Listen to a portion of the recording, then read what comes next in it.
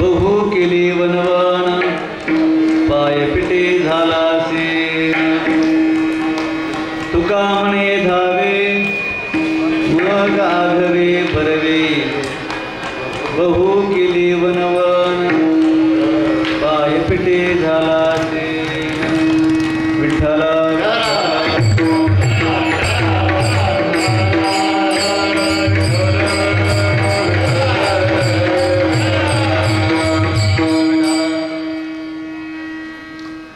पवित्र पावन भूमी श्री क्षेत्र राघवहिवरे या ठिकाणी गेली 33 वर्षाची ही पवित्र आणि महान परंपरा शनेश्वर भगवान जयंतीच्या निमित्ताने अतिशय महान थोर परंपरा आपल्या या पावनभूमीमध्ये मोठ्या भक्तिभावाच्या वातावरणामध्ये आणि मोठ्या उत्साहात संपन्न होत आहे। आज त्याची सांगता आहे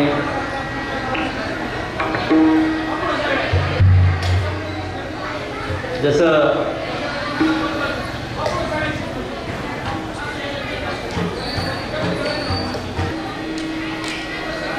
झालं का सर्व लग्न हे साडं भरल्यानंतर पूर्ण होतं, मंदिर कळस बसवल्यानंतर पूर्ण होतो। ज्या वेळेस कळस बसवतो आपण त्यावेळेस मंदिर पूर्ण होतं आणि पूर्णाहुतीने यज्ञाची पूर्णता होते। पूर्णाहुती झाल्यानंतर यज्ञ पूर्ण होतो। तसं सप्ताह पूर्ण काल्याच्या कीर्तनाने होतो। आज भगवान शनेश्वर महाराजांच्या जयंतीच्या निमित्ताने आपल्या गावामध्ये हा त्रिदिनी नाम महोत्सव मोठ्या उत्साहात भक्तिभावाच्या वातावरणात संपन्न झालेला आहे। परमपूज्य परम श्रद्धेय महान तपस्वी तनपुरे बाबा त्यांचे पट्ट शिष्य आवडते आणि सुपुत्र आदरणीय परमपूज्य गुरुवर्य बद्रीनाथ महाराज तनपुरे यांच्या पवित्र मार्गदर्शनाने आणि आशीर्वादाने हा सप्ताह संपन्न होत आहे। गावातील सर्व थोरा मोठ्यांच्या सहकार्याने हा सप्ताह अतिशय गोजीरवाणा देखणा संपन्न होत आहे आणि विशेष करून आपल्या गावातील जे तरुण मंडळी आहे या तरुण मंडळीच्या अथक परिश्रमातून सहकार्यातून हा कार्यक्रम अतिशय देखणा या ठिकाणी संपन्न होत आहे। कार्यक्रमासाठी सुंदर असे गुणीजन मंडळी या ठिकाणी उपस्थित आहेत। दोन्हीही मृदंग मार्तंड या ठिकाणी आवर्जून उपस्थित आहेत आणि आता ज्यांची पहिली चाल झाली असे आदरणीय पूज्य गुरुवर्य भोसले महाराज, पूज्य गुरुवर्य संजय महाराज, आदरणीय पूज्य गुरुवर्य संदीप महाराज ही सर्व मंडळी या ठिकाणी उपस्थित आहेत। सर्व गुरुजन मंडळी आहेत आणि आपण पुरुषाच्या रूपाने तर साक्षात या ठिकाणी पंढरीनाथ आहात, श्री विठ्ठल आणि ह्या माता माऊलीच्या रूपाने साक्षात देवी आहेत। तुमच्या सर्वांच्या पवित्र चरणी माझा दंडवत आहे, प्रणिपात आहे। काला हा फक्त महाराष्ट्रातच आणि वारकरी संप्रदायातच काला करण्याची पद्धत आहे। उत्तराखंडामध्ये काला नाही, तिथं भगवंताला 56 पदार्थाचा नैवेद्य आहे। पण तो 56 वस्तू पदार्थाचा नैवेद्य असून तो संपूर्ण नैवेद्य एकटे देवच खातात. परंतु महाराष्ट्रामध्ये तसं नाही. या वैष्णव वारकरी संप्रदायामध्ये काला हा एकटे देवच खात नाहीत, तर सर्वांना वाटून एकमेका देवमुखी सुखी घालू सर्वांना काला या ठिकाणी आहे. काला वैकुंठात नाही. वैकुंठी तो ऐसे नाही कवळ काही काल्याचे. वैकुंठात देव आहे, भक्त आहे, परंतु काला नाही. विशेष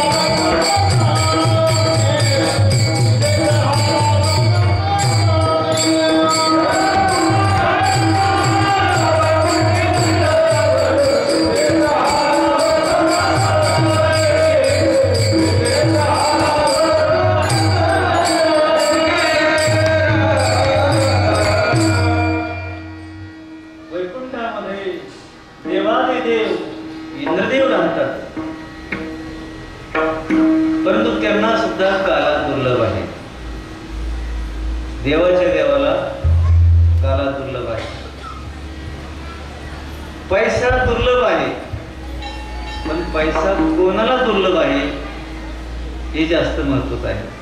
नुसता पैसा दुर्लभ आहे, पैसा दुर्लभ आहे हे जास्त महत्त्वाचं नाही. भिकाऱ्याला पैसा दुर्लभ असणारच आहे. ज्याला पैसा दुर्लभ आहे तो भिकारी असतो. भिकाऱ्याला पैसा दुर्लभ असणारच आहे. पण म्हटले राजाला पैसा दुर्लभ आहे. आता मोदी साहेबांना पैसा दुर्लभ आहे असं म्हणता येईल. अहो त्यांच्या हाताने तर नोट बदलते.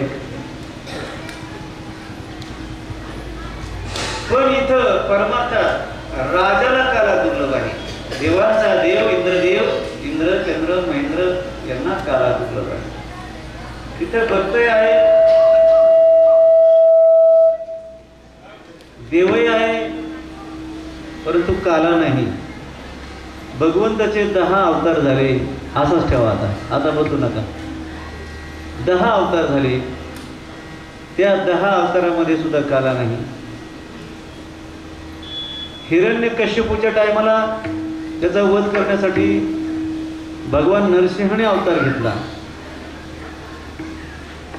तिथं देव आहे, पण भक्त एकच आहे, भक्त प्रल्हाद, म्हणून काला नाही. वामनाला सुद्धा बळीराजा एक भक्त भेटले, काला नाही. आणि तिसरा जो अवतार आहे परशुराम बाबा, परशुराम त्यांच्या हातात तर कुऱ्हाडच. हातात शस्त्र तलवार कुऱ्हाड असल्यानंतर कोण भक्त कशाला जवळ जाईल मारायला? परशुरामाने काला दिला नाही. प्रभू रामचंद्राच्या अवतारात काला नाही. काला फक्त विष्णूच्या पांडुरंगाच्या या अवतारामध्ये आहे. प्रसाद देतो पंढरीनाथ, भानुदास गीती गात प्रसाद देतो पंढरीनाथ. म्हणून काला 10 अवतारामध्ये दुर्लभ आहे. पण इतर राज्यात बी काला दुर्लभ आहे. पण महाराष्ट्रात काला वैष्णव वारकरी संप्रदायामध्ये काला केला जातो. या कार्याला अतिशय महत्त्व आहे. बघा, आपण जेवण करतो, कधी कधी कधी पंचपक्वान्नाचं जेवण करतो, कधी कधी चटणी भाकरही खावं लागते. आता आम्ही बसून आलो की किती मोठी गाडी आहे, कोणती गाडी? हा इंडिवर गाडी, तिचं नावही मला येत नाही. इंडिवर गाडी किती भारी गाडी आहे. पण खायला काय होतं? ही पोरगी बसले पाठीमागे, हा मोठे सांग. खायला तुकडे होते. बसलोच गाडीत, इंडीवर गाडीत, पण घाई घाईने तुकडे केलेले होते. तिथं तुकडे चालले आम्ही खायला. बसायला गाडी, खायला तुकडे.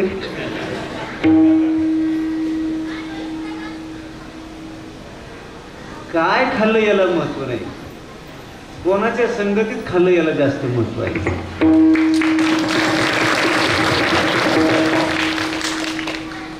म्हटले पिठलं भाकर खाल्ली, जेवण बेसन भाकरीचं केलंय, पण आदरणीय मोदी साहेबांच्या पंक्तीत केलंय. लगेच माणूस अशी कॉलर धरतो, छत्ती फुकती. अहो त्यांच्या बरोबर आम्ही जेवलो. कोणाच्या बरोबर?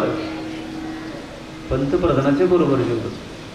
का तिथं काय खाल्लं याला महत्व नाही, कोणाच्या बरोबर जेवलो त्याला महत्व आहे.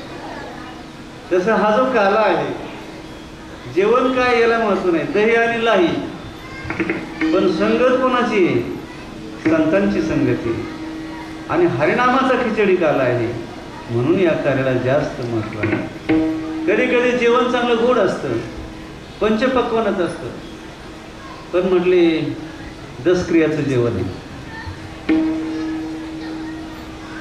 जेवण गोड आहे, पण दसक्रियाचं आहे, निमित्त बरोबर नाही, त्याच्यामुळे त्या जेवणाला महत्व नाही. 3 प्रकारचे सण असतील बघा. एक सामाजिक सण, दसरा, दिवाळी, गुढीपाडवा, हे सामाजिक सण आहेत. आता या बोलू त्या काय यालाच काला म्हणतात. हे सामाजिक सण आहेत. दसरा, दिवाळी, गुढीपाडवा हे सामाजिक सण. आणि 26 जानेवारी, 15 ऑगस्ट हे राजकीय सण आहेत. आणि आषाढी एकादशी, कार्तिकी एकादशी, रामनवमी, हनुमान जयंती, गोकुळाष्टमी, कृष्ण जयंती आणि शनी जयंती हे आध्यात्मिक सण आहे. शनी जयंती हा आध्यात्मिक सण आहे. हा आपल्या गावामध्ये वार्षिक उत्सव आहे. हा सण आहे मोठा एक प्रकारे. आणि या कार्यक्रमासाठी आपल्या गावातील सगळी मंडळी आवर्जून उपस्थित राहते. लहान थोर सगळी मंडळी, सगळे उद्योगधंदे सोडून या ठिकाणी कार्यक्रमाला उपस्थित राहतात. आणि कार्यक्रम इतका गोड सुंदर आहे, देखणा कार्यक्रम आहे. मला आल्यानंतर तरुण मंडळी म्हटली, बाबा तुम्ही आले, आम्हाला खूप आनंद झाला असं म्हटले. मी हे वाक्य ऐकून भारावून गेलो. तुम्ही आले आणि आम्हाला खूप आनंद झाला असं म्हटल्याबरोबर मी भारावून गेलो. असे तुमचा आनंद हीच माझी कमाई. नाहीतरी साधूचं जीवन हे समाजाच्या आनंदासाठीच असतं. साधूला कुठली जातपात नसते, आणि ज्याला जातपात असते तो साधू नसतो. साधूने सगळ्यावर सारखं प्रेम केलं पाहिजे. जसं आईचं प्रेम सगळ्या लेकरावर सारखं असतं. आईचं प्रेम सगळ्या लेकरावर सारखं असतं. पण काही पोरं आईवर सुद्धा आरोप करतात, तुझा त्याच्यावरच जास्त जीव आहे, त्याच्यावरच जास्त प्रेम आहे. पण आईचं तिथं काही नसतं बरं का. आईचं सगळ्यावर सारखं प्रेम असतं. एका मातेला 2 मुलं होते, दोन मुलं होते. तिला विचारलं, तुला कोणता मुलगा जास्त आवडतो? बरं, कोणत्या मुलावर तुझं प्रेम आहे? ती म्हटली, माझं दोघांवरही प्रेम आहे, दोघांवरही सारखंच प्रेम आहे. एक मुलगा मोठा होता, करता धरता नावलौकिक झालेला, महिन्याच्या काठी लाखो रुपये कमी होता. तो आईजवळ आणून द्यायचा. आईवर खूप त्याचं प्रेम, आईचंही प्रेम. असा एक मोठा मुलगा स्वतःच्या पायावर उभा राहिलेला. आणि दुसरा एक मुलगा होता, छोटंसं बछडं होतं.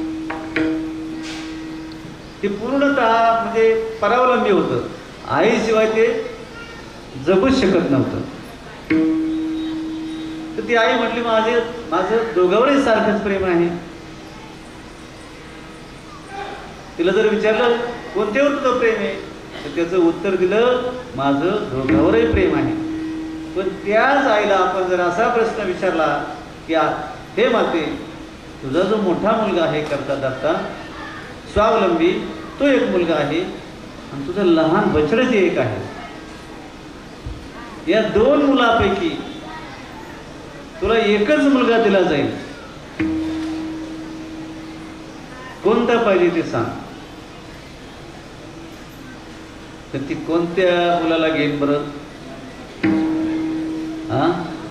आयत खाणाऱ्याला, कमवून देणाऱ्याला नाही घेणार का? नाही नाही.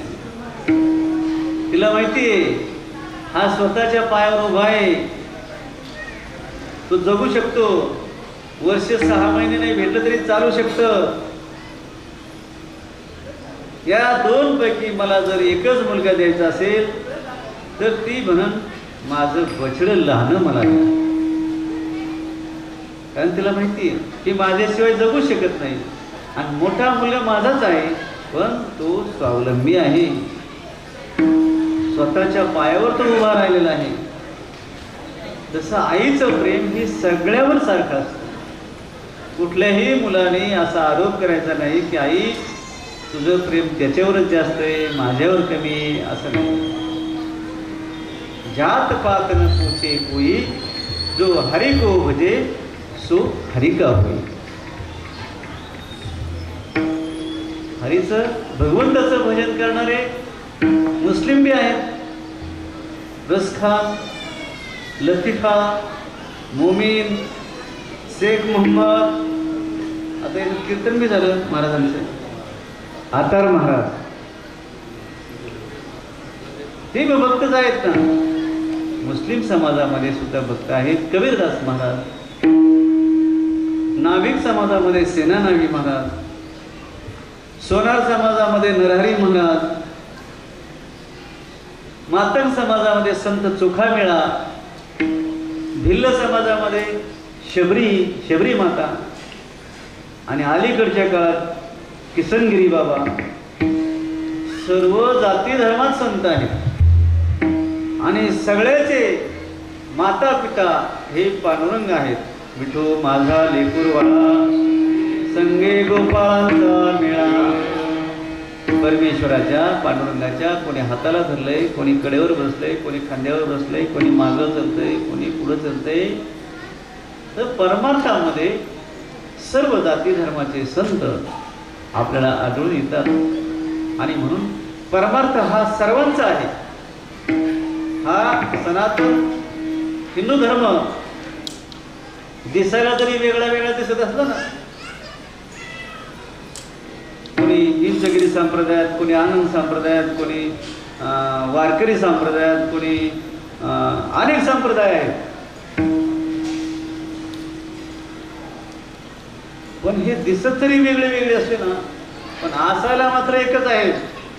त्या कलिंगडाप्रमाणे कलिंगडावर अशा रेषा दिसतात. कलिंगडावर वरून वेगळं वेगळं दिसतं, पण कलिंगड जर कापलं तर आत मात्र सर्व एकच आहे. तसा हा वैष्णव वारकरी संप्रदाय आहे. दिसायला जरी वेगळे वेगळे असले, फडकरी, गडकरी, दिंड्यावाले, कीर्तनकार, ते जरी वेगळे वेगळे कप्पे कप्पे असले तरी सर्वांचं ध्येय मात्र एकच आहे. एकच आहे ते कलिंगडाप्रमाणे. आणि इतर संप्रदाय हे जरी एक दिसत असले ना, पण ते संत्रीप्रमाणे आहेत. संत्रीवरून एकच दिसते, पण तिचं जर टरफल काढलं संत्रीचं तर आज सगळ्या फोडी फोडी आहेत. तसंच वैष्णव वारकरी संप्रदाय हा एकच आहे. सर्वांचं ध्येय एक आहे. काल्याचा प्रसाद हा मन भरतो. मन घरचं जेवण पोट भरण, पंचपक्वानाचे जेवणाने पोट भरण नुसतं, मन नाही भरणार, पण काल्याच्या प्रसादाने मन भरतं. असा हा पवित्र काल असतो. म्हणून देवाच्या समोर बघा, आपण दर्शन करायला जातो, कधी कधी खडे साखरेचा खडा असतो देवासमोर, उचलून आपण तोंडात टाकतो, मन प्रसन्न होतं. आज तो एवढाच खडा तुळशीचं पान असतं, पण मन प्रसन्न होतं, मन भरतं. असा हा काल्याचा महाप्रसाद आहे, त्याने मन भरतं. आणि विशेष हा लाभ संतसंगे पूज्य महाराजांनी, संदीप महाराजांनी प्रमाण दिलं बघा. संतांच्या संगतीने हा काल आहे, या म्हणून या कालाला महत्त्व आहे. बघा, आपल्याला एखाद्याने 1000 रुपये दिले आणि एखाद्याने 10 रुपये दिले, पण 1000 रुपये ज्याने दिले त्याच्याशी आपला काही संबंध नाही, पण ज्याने 10 रुपये दिले त्याच्यावर आपलं प्रेम आहे, माया आहे. त्यांनी 10 रुपये जरी दिले तरी त्याची किंमतच होऊ शकत नाही. गरीब माणसाने जर रुपया पायावर, लेकराने, लहान लेकराने त्याला चॉकलेट खायला पैसे दिलेले असतात, चॉकलेट खायला, आणि त्यांनी जे चॉकलेटचे पैसे चॉकलेट न खाता जर दक्षिणा ठेवली तर त्या पैशाची किंमतच होऊ शकत नाही. बघा, म्हातारे माणसं आमच्या पाया पडतील, एकदम 80-90 वर्षाची माणसं पाया पडतील. मग आमची सुद्धा जबाबदारी, तुम्ही पाया पडताना मग आमची सुद्धा ही जबाबदारी आहे की तुम्हाला पाया पडण्यासाठी आम्ही आमचे पाय पवित्र ठेवले पाहिजे, ही आमची जबाबदारी आहे. आणि तुमच्या पाया पडण्याला निश्चित फळ येतं बघा. आणि स्वच्छ शुद्ध माणूस जर असला तर त्याच्या शब्दाचा कधी ना कधी परिणाम होत असतो. नाहीतर काही माणसं बोलायचे, करायचे, दाखवूच नाही आणि करूच नाही. आता काही नामांकित कीर्तनकार त्या दिवशी जगद्गुरु तुकोबरायाबद्दल बोलले. तुकोबराय हे आपले आई आहेत, वडील आहेत. तुकोबराय आई आहे. तुकोबरायाबद्दल असं बोलू नये. त्यांच्याच अभंगावर, वाङ्मयावर कीर्तन करायचे. कीर्तनात भक्ती पाहिजे, प्रेम पाहिजे. नुसतं कीर्तन करताना कीर्तन झाल्यावर पाकिट किती मोठं येईल याच्यावर ध्यान नसलं पाहिजे. पाकिट असं काय, हे पाकिट इथंच आहे आणि इथंच राहणार आहे. गेल्यावर काय मी मड्यावर घेऊन जाणार नाही, हे इथंच राहायचं सगळं. म्हणून जे बरोबर येणार आहे ना, सत्कार्य, समाजाशी चांगलं वर्तणूक, ही आपल्या बरोबर येणार आहे. चांगला माणूस प्रत्येकाला आवडतो, प्रत्येकाला त्याची आठवण येते. चांगल्या मास्तराची बदली सुद्धा होवडत नाही माणसाला. चांगले जर शिक्षक आले तर माणसाला असं वाटतं की मुलं चांगले घडतात, त्यांची बदली होऊ नये. म्हणून चांगले शिक्षक आवडतात, चांगला अधिकारी आवडतो. चांगल्या अधिकाऱ्याची माणसाला बदली होतच नाही. आणि काही अधिकारी असतील असे गाडीचं काम करीत नाहीत, कोणाशी जमून मिळून घेत नाहीत. असं वाटतं की यांची कधी बदली होईल आणि कधी नाही. म्हणून चांगली व्यक्ती सर्वांना आवडते. संत सज्जन, आणि म्हणून सर्वांचं हित, जगाच्या कल्याणात, भक्तांच्या विभूती, देह कष्टविती परोपकारी, जगाचं कल्याण हे चिंतन करतात. मौलिक ज्ञानोबराय जगाचं हित करतात. म्हणून बघा, आपण चांगलं बोलावं, चांगलं करावं, चांगलं बघावं, चांगलं खावं. काही पण बघू नये बरं का, डोळ्याने सुद्धा चांगलंच बघितलं पाहिजे.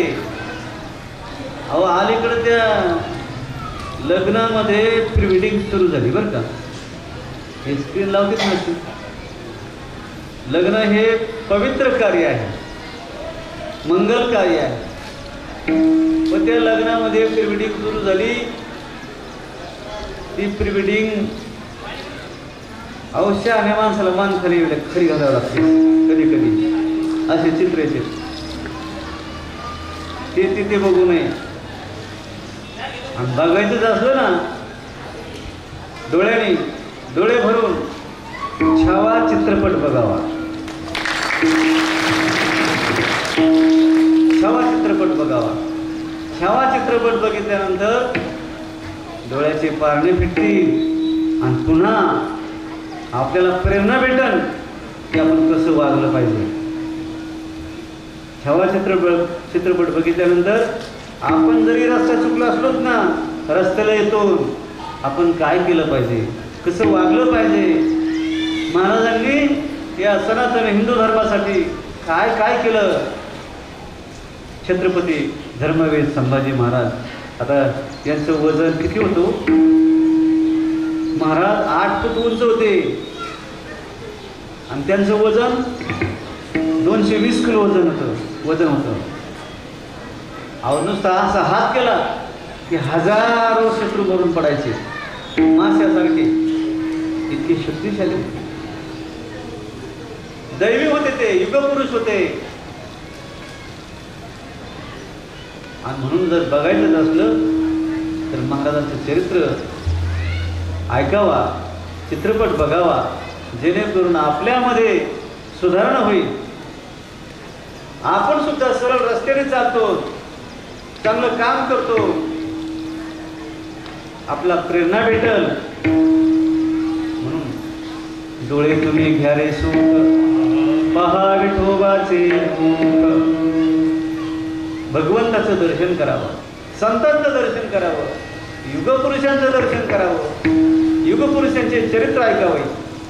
छत्रपती शिवराय, पुण्यश्लोक अहिल्यादेवी होळकर, सावता महाराज या महात्म्यांचे चरित्र ऐकले पाहिजे. संत भगवान बाबा, वामन भाऊ या महात्म्यांचे काही 2 गोष्टी आपण स्मरणात आणल्या पाहिजे. महान तपस्वी तनपुरे महाराज यांनी महाराष्ट्रात सोडा बद्री केदार तिकडे उत्तराखंडात सुद्धा मठ बांधून ठेवलाय. आम्ही गेलो तिथे मठात. आणि पूज्य गुरुवर्य बद्रीनाथ महाराज तनपुरे यांचं माझ्यावर खूप प्रेम आहे, खूप जीव आहे त्यांचा. कारण इथं मी एकदा कार्याचं कीर्तन केलं त्यावेळेस पूज्य तनपुरे महाराज पण होते. ते बसले होते आणि त्यांनी मला कीर्तन करायला लावलं कौतुक म्हणून. आणि इथं पाठीमागं आम्ही एकत्र जेवलो, इथंच जेवायला लावलं. आताही 2-3 दिवसापूर्वी भेट झाली आमची. शरीर त्यांचं क्षीण झालंय पण मन मात्र क्षीण नाही. मनाने आपले जवान आहेत ते, आहे का नाही. साधू संतांचं मन म्हातार होत नाही, मन खचत नाही, मनोबल वाढत असतं. चांगलं काम केलं की मनोबल वाटतं माणसाचं. भगवान श्रीकृष्णाने गायी राखल्या. गाय या शब्दाचा तात्विक अर्थ हा आहे, गाय म्हणजे गो म्हणजे बैल आणि गो शब्दाचा अर्थ गाय होतो, गोहत्या बंदी. आणि गो शब्दाचा अर्थ इंद्रिय सुद्धा होतो. संस्कृतमध्ये गो म्हणजे इंद्रिय. गाय राखली पाहिजे म्हणजे इंद्रिय आपण आवरले पाहिजे, त्यांच्यावर आपण कंट्रोल ठेवलं पाहिजे. जे मनात येईल ते बोलायचं नाही, समाज उपयोगी बोलायचं. आपल्या बोलण्याने समाजावर पुष्पवृष्टी व्हावी असं बोलायचं. आपला शब्द कोणाला टोचून लागू नये असं बोलायचं. कोणाचा द्वेष मत्सर करू नये. कीर्तनात जास्त टोमणे हाणू नये.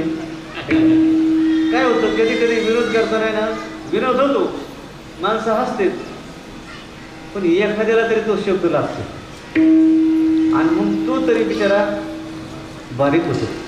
म्हणून कीर्तन ही असं म्हणतात ना, काल्याच्या कीर्तनाची मर्यादा आहे. काल्याच्या कीर्तनात चरित्र ते उच्चारावे, ते केलेले गोकुळी काल्याच्या कीर्तनाला मर्यादा आहे आणि एरवीच्या कीर्तनाला काही मर्यादा नाही का हो? एरवीच्या कीर्तनात काही बोलायचं का? एरवीच्या कीर्तनाला सुद्धा मर्यादा आहे. काय मर्यादा आहे एरवीच्या कीर्तनाची? त्याच्यात भक्ती असावा, ज्ञान असावा, वैराग्य असावा आणि इतर गोष्टीच नसाव्या. ही एरवीच्या कीर्तनाची मर्यादा आहे. करावे कीर्तन मुखी